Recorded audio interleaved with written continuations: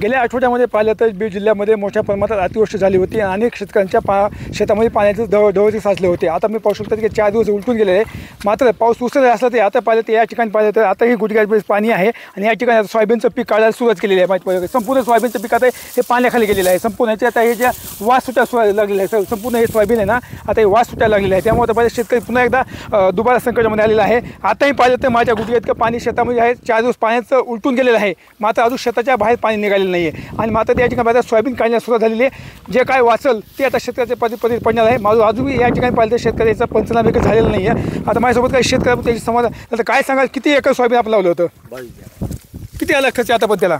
एकरी 25,000 रुपये। 25,000 रुपये पंचनामे वगैरे झाले का वगैरे? नाही झाले। आता पाहिजे तुमच्या शेतामध्ये गुडघ्यावर पाणी सगळं संपूर्ण सोयाबीनचा वास येतोय। वास येते, गुडघे पाहिजे। हां, पंचनामे झाले नाही अजून? नाही झाले। किती आला खर्च आता तुम्हाला? 25,000 रुपये। एकरी 25,000 रुपये। 22 बॅग सोयाबीन आहे। किती उत्पन्न अपेक्षा होते बरं? अपेक्षा काय आज पाहिलं तर एका बॅग काढायला 4,500 ते 5,000 रुपये मजूर गेले होते। एक एकूण शेता यायला कोण तयार नाही आहे, काढायलाच कोणी तयार नाही। या ठिकाणी पाहिजे माझ्यासोबत राष्ट्रवादी नेते राजेश देशमुख यांनी सुद्धा या ठिकाणी आलेत। सर काय सांगाल, तुम्ही स्वतः पाहिजे चिखलामध्ये या शेतकऱ्यांची पाणी केली, त्यांनी संवाद साधलेला आहे, काय नेमकं आहे बरं परिस्थिती? ही शेतकरी दुसरा कोणी नसून हा माझा भाऊ आहे, संजय देशमुख माझा चुलत भाऊ आहे। यानं 22 एकर सोयाबीन आहे, 1 एकरला 25 लाख रुपये या 25,000 रुपये खर्च येतो। त्याला जवळजवळ या ठिकाणी 15 लाखाचं उत्पन्न अपेक्षित होतं। ती न करता तुम्ही आज महिला बघतात, आता ही महिला चालायली एक पाय मध्ये उपसायचा, एक पाय मध्ये घालायचा आणि एक पाय काढायचा आणि असं काढून टाकलंय आणि आता हे गोळा करायला चालू आहे। हे उद्ध्वस्त झालेलं पीक आहे साहेब, याच्यामध्ये काही येणार नाही। हे आता हे पूर्ण त्या वरळीला चाललंय, वरळीला गेलेलं पीक पूर्ण लागणार ती आणि पूर्ण सोयाबीन ही डॅमेज झालेलं सोयाबीन असणार आहे, ह्याला कुठलाही भाव नसणार आहे। आता ही जी काय आता ही जी उगवली आहे संपूर्ण आता काय सगळं शेंगा उगवल्या, ह्याला बघा आता हे पाहिजे संपूर्ण शेंगा आता उगवलेली सुरू झाली, याच्यामुळे आता काहीच वाचणार नाही, याला काय काही वाचणार नाही साहेब। ही उद्ध्वस्त झालेली माणसं आहेत, ह्या माणसांना वाचेला नाही। आता हे धनू आता हे दुसरीकडे पाहिलं तर अजून या ठिकाणी पंचनामा झाला नाही असे शेतकरी सांगतात। पंचनामे आणखीनही मी तुम्हाला कालही सांगितलं की या ठिकाणचं आणखीनही प्रशासन फक्त गावातच आलं आहे, शेतावर आलंच नाही। आणखीन प्रशासन शेतावर नाही आणि काही त्याच्यात विषय मांडत नाहीत, काही देत नाहीत ना घेत नाहीत।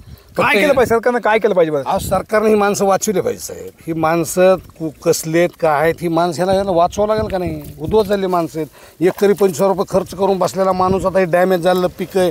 आता ह्या लेबरली आता 5,000 रुपयाला पिशवी काढायला दिली। आता काही 2 दिवसा पहिले उद्या दसरा आहे, काही दिवस 15 दिवसाला दिवाळी आलेली आहे, कशी दिवाळी साजरी आहे शेतकऱ्यांची? कुठला सण साजरा होत नाही, सणामध्ये लाखो लोक हे हजारो लोक बेकार होतील, बेजार होतील आणि ह्या लोकांना उद्ध्वस्त होतील। हे लोक उद्ध्वस्तपासून ह्या लोकांना थांबवलं पाहिजे। अनेक शेतकऱ्यांनी मागणी केली की सरकारनं हमी भाव दिला पाहिजे सोयाबीनला।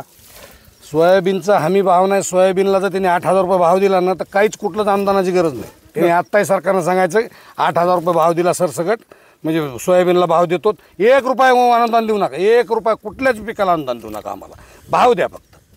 काही आम्हाला कर्जमाफी नको, पुन्हा काहीच नको, 8,000 रुपये सोयाबीनला भाव द्या, काहीच देऊ नका दुसरं काही आम्हाला। तर हे राजशा देशाचं म्हणणं आहे की शेतकऱ्याला एक तर हमी भाव द्या, 8,000 रुपये प्रत्येक क्विंटल भाव द्या, कुठल्याही शेतकऱ्याला बाकी कुठल्या याची गरज नाही, अशी देखील त्यांनी मागणी करण्यात आली आहे। कॅमेरा पर्सन विकास वाघमासह मी संभाजी मुंडे, TV9 अंबाजोगाई, बीड।